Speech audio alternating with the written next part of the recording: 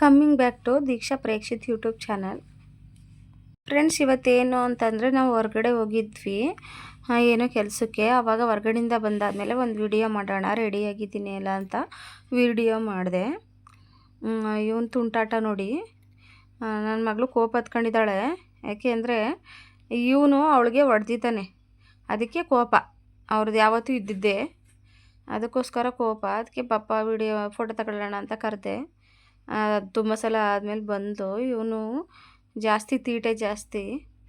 ಹಂಗೆ ಏನೋ ಕೊನೆ ಮಕ್ಕಳು ತೀಟೆ ಜಾಸ್ತಿ. ತೀಟೆ ಅಂದರೆ ತೀಟೆ, ತುಂಬ ತೀಟೆ ಅವನು. ಮತ್ತು ನಾವು ಎಲ್ಗಾರೆ ಹೊರಗಡೆ ಹೋಗಬೇಕು ಅಂದರೆ ಫ್ರೆಂಡ್ಸ್, ನಾವಿಲ್ಲಿ ಸಪ್ರೇಟ್ ಮನೆ ಇರೋದ್ರಿಂದ ನಾವು ಇವ್ರ ಸ್ಕೂಲ್ಗೆ ಹೋದ್ಮೇಲೆ ಕಳಿಸ್ಬಿಟ್ಟು 9 ಗಂಟೆಯಿಂದ ಅದೇ 4 ಗಂಟೆ ಒಳಗಡೆ ಹೋಗಿದ್ದು ಬಂದ್ಬಿಡ್ಬೇಕು. ಇಲ್ಲದೆ ಹೋದರೆ ಮಕ್ಕಳು ಇಲ್ಲಿ ನಾವು ಸಪ್ರೇಟ್ ಹೊಲ್ದ ಹತ್ರ ಇರೋದ್ರಿಂದ ಹಿಂಸೆ. ಅದಕ್ಕೋಸ್ಕರ ಅಷ್ಟರೊಳಗಡೆ ಹೋಗಿದ್ದು ಬಂದ್ವಿ. ಮಕ್ಕಳು ನಮ್ಮೂರಲ್ಲಿ ಕಳಿಸ್ಬಿಡ್ತೀವಿ. ನಮ್ಮ ಅತ್ತೆ ಮತ್ತು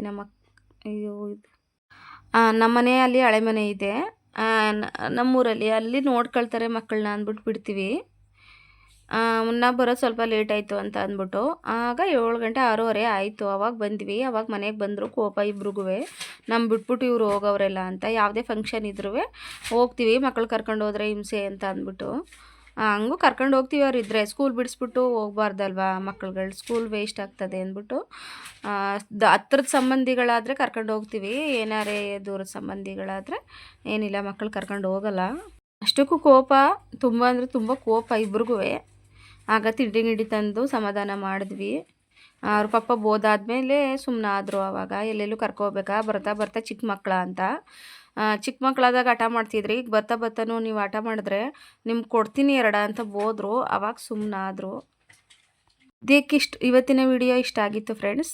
ಸಬ್ಸ್ಕ್ರೈಬ್ ಮಾಡ್ಕೊಳ್ಳೋದನ್ನ ಮರಿಬೇಡಿ.